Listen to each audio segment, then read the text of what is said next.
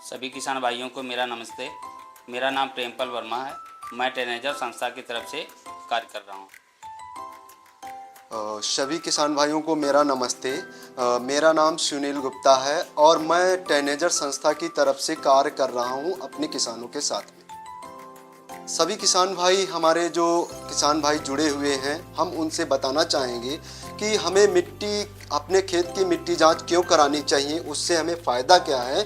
तो हमको अगर हम बात करें कि हमारा फ़ायदा क्या है तो मिट्टी जांच से, तो हम जो दिन पे दिन हम फर्टिलाइज़र ज़्यादा से ज़्यादा प्रयोग कर रहे हैं उससे हम बच सकते हैं और अपने उत्पादन को हम मिट्टी जांच से बढ़ा सकते हैं।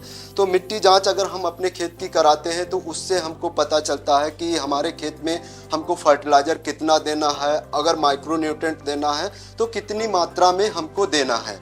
तो इससे मिट्टी अगर जांच करा रहे हैं तो उससे हमें बहुत बड़ा लाभ मिलता है और फर्टिलाइज़र की मात्रा को कम किया जा सकता है। अब हम अपने किसानों को बताना चाहेंगे कि हम अपने खेत से मिट्टी सैंपल कैसे निकालेंगे।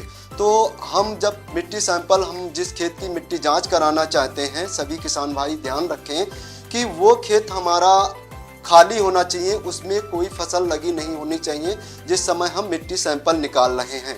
और मिट्टी सैंपल निकालते समय हमको विशेष जो हमें सामग्री की ज़रूरत होती है, खुरपी की आवश्यकता पड़ती है और हमें एक बोरी हो या तसला हो उसको ले लें और एक कटोरी या बाउल जिसको कहते हैं उसको साथ में ले लें और हमारा खेत उस समय खाली होना चाहिए।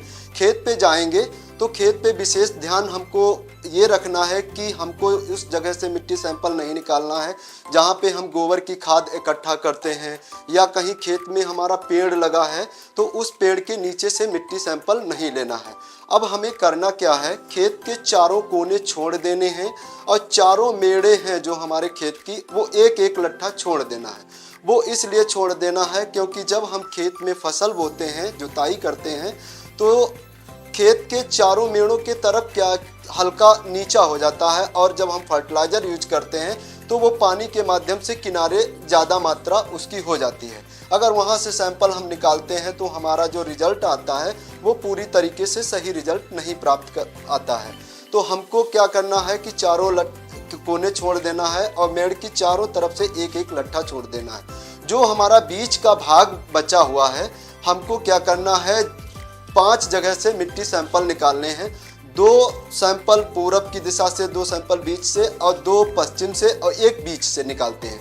खुरपी की सहायता से हम क्या करते हैं, सबसे पहले मिट्टी ऊपर की परत को छील देते हैं जिसमें हमारा घास वगैरह या कंकड़ वगैरह होता है तो उसको हटा देते हैं। फिर क्या करते हैं, बी आकार का गड्ढा बनाते हैं। खुरपी की सहायता से जब हम बी आकार का गड्ढा बनाते हैं तो मिट्टी भी जो बीच की होती है उसको निकाल के हम बाहर कर देते हैं। वो मिट्टी हम मिट्टी सैंपल के लिए नहीं लेते हैं।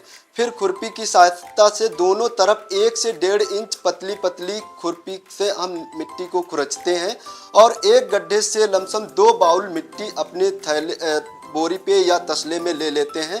फिर दूसरे गड्ढे में यही प्रक्रिया करते हैं, बी आकार का गड्ढा बनाते हैं और बीच की मिट्टी निकाल के बाहर निकाल देते हैं। फिर पतली पतली लेयर 1 से 1.5 इंच दोनों तरफ खुरचते हैं। हर गड्ढे से हम बराबर मात्रा में 2-2 बाउल मिट्टी ले लेते हैं। फिर उस मिट्टी को लाके हम घर पे अच्छी तरीके से मिलाते हैं और उसके बाद में उसको हम अच्छी तरीके से छलनी से उसको छान लेते हैं। फिर जो मिट्टी हम छनी हुई प्राप्त हुई है उसको हम बराबर कर लेंगे।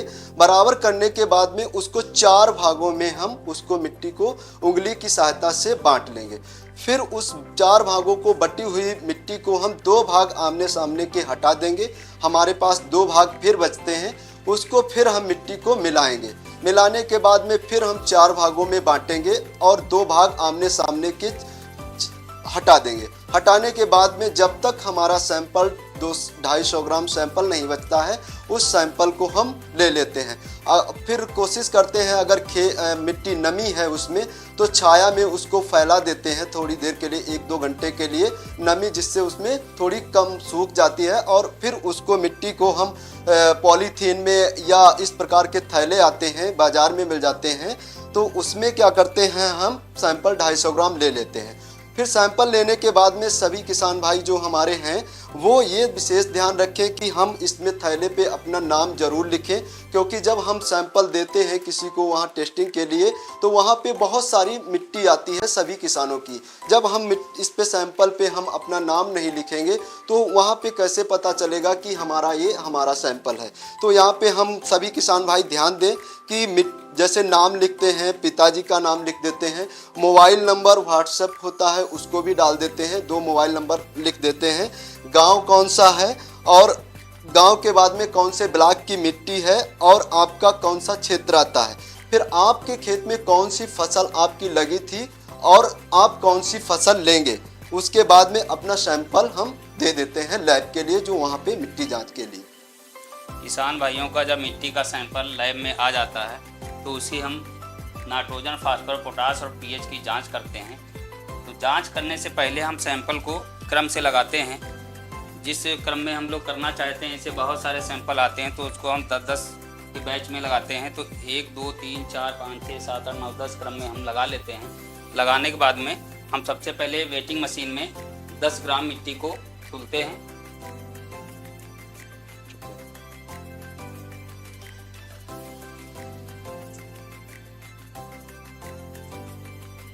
10 ग्राम जब हमारी मिट्टी जब आ जाती है तो इसको हम उसी क्रम में, हमने बीकर लगा रखे हैं तो इसी बीकर में इस मिट्टी को डालेंगे। इसी तरीके से सारी सैंपल की मिट्टी 10-10 ग्राम तुल के बीकर में डालेंगे।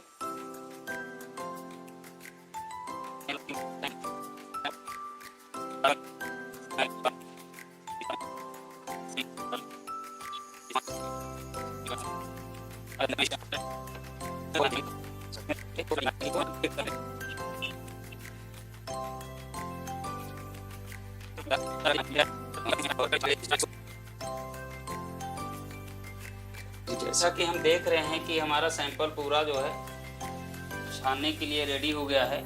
इसको हम कीप की सहायता और फिल्टर पेपर की सहायता से क्रमानुसार छानेंगे, जिससे कि इसमें कूड़ा और जो डस्ट है वो सन जाए अच्छी तरीके से।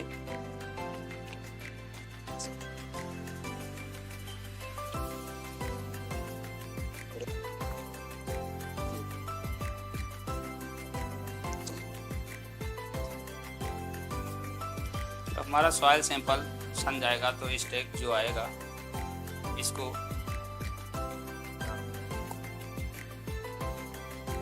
इससे हम 4 सैंपल टेस्ट करेंगे, नाइट्रोजन, फास्फोरस, पोटास और पीएच। तो हम पहले से ही अपनी टेस्ट ट्यूब लगा रखे हैं, इसमें मार्क भी किया हुआ है। इसमें हम इसको 4 ml ले लेंगे।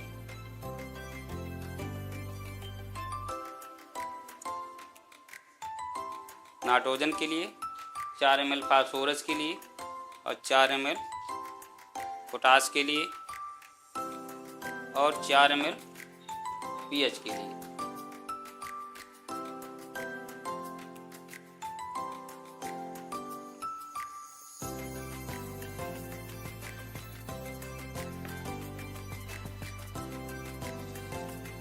इसी तरीके से 10 सैंपल हम रेडी कर लेंगे, जिसमें नाइट्रोजन, फास्फोरस, पोटास हम ज्ञात करेंगे।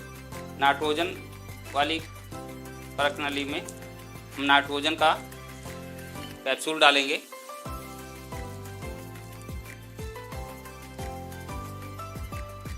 इसको अच्छी तरीके से खोल लेंगे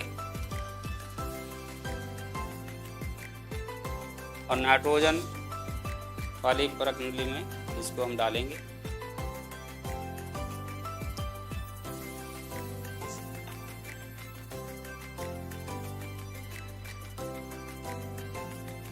इस कैप्सूल को बाहर फेंक देंगे। इसको अच्छी तरीके से मिलाएंगे।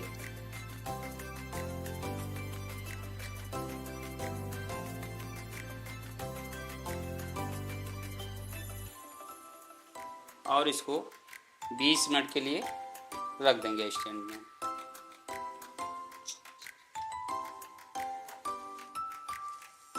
इसी तरीके से फास्फोरस को ज्ञात करने के लिए फास्फोरस वाला कैप्सूल खोलेंगे।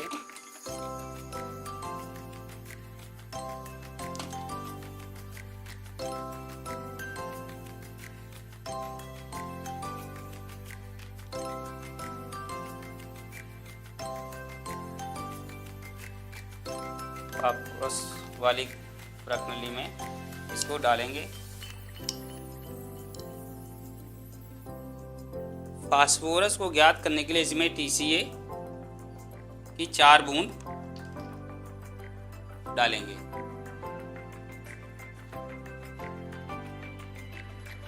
एक, 2, 3, 4 और उसको मिलाने के बाद पुनः स्टैंड में रख दें।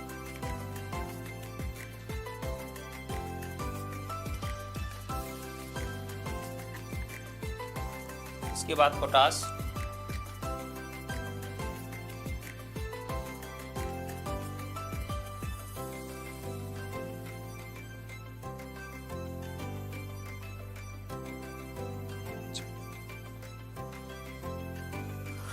कैप्सूल को डालेंगे।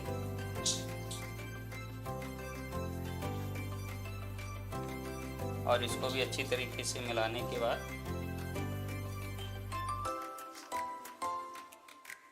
पुनः स्टैंड में रख देंगे। इसके बाद में pH ज्ञात करने के लिए हम pH वाला कैप्सूल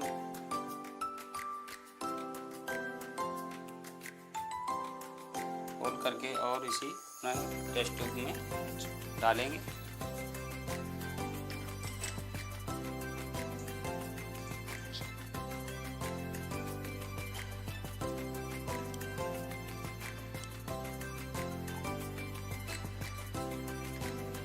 अच्छी तरीके से मिलाएंगे। मिलाने के बाद इसको पुनः स्टैंड में रख देंगे। 20 मिनट के बाद देखेंगे कि जो हम कैप्सूल जिसमें मिला दिए हैं वो कलर चेंज कर देगा। और हमारे पास में ये चार्ट भी है जिसमें सब नाइट्रोजन, फास्फोरस, पोटास और pH के मार्क दिया हुआ है। हाई, मीडियम, लो और ट्रेस यानी कि मध्यम, कम ज़्यादा, कम और सबसे कम जो भी है वो हम रिपोर्ट में इसी के अनुसार चेक करके हम नोट करेंगे। उसके बाद हम ये एक रिपोर्ट में बना करके और किसानों को डिस्ट्रीब्यूट करते हैं। हमारा सैंपल हो जाता है और सैंपल होने के बाद में हम इसमें रीडिंग मिलाते हैं नाइट्रोजन की। और नाइट्रोजन की रीडिंग मिलाते हैं, इसमें देखते हैं कि हमारा हाई है कि मीडियम हमारे खेत में है, नाइट्रोजन की लो है कि सबसे कम है। अगर हमारा मीडियम आ रहा है हम मिला लेते हैं, मध्यम है जैसे तो मध्यम नोट कर लेते हैं हम अपने उस पे रजिस्टर पे। उसके बाद में हम इसका फास्फोरस का देखते हैं। फास्फोरस में हम मिलाते हैं कि हमारा जो है लो है कि मीडियम है। तो देखते हैं कि यहाँ पे लो हमको दिखाई दे रहा है तो लो हम नोट करते हैं। उसके बाद में जब हम सॉइल रिपोर्ट बनाते हैं तो उसमें जैसे हमारा नाइट्रोजन मध्यम आया था तो हमारे खेत में मध्यम में कितनी नाइट्रोजन हमको देनी है उसका हम डोज लिख देते हैं। और फास्फोरस का फिर हम डोज लिखते हैं और हम फिर पोटास का डोज लिख देते हैं कि हमारा अगर लो आया है तो हमको कितनी पोटास डालनी है रिपोर्ट बना के। और पीएच हमारे खेत में कितना है, 6.5 है कि 7 है, उस पीएच को हम उस खेत का पीएच लिख देते हैं कि इसमें 7 आया है। और अपने किसान को हम सॉइल रिपोर्ट देते हैं कि आपके खेत में नाइट्रोजन आपको इतनी मात्रा में डालनी है और फास्फोरस इतनी मात्रा में डालनी है और पोटास आपका जो आया है वो उतनी मात्रा में आपको डालना है। और आपके खेत का पीएच मान आपका 7 है, उदासीन है यानी मिट्टी अच्छी है, आपको नाइट्रोजन, फास्फोरस और पोटास इतनी मात्रा आपके खेत में यूज करना है। धन्यवाद।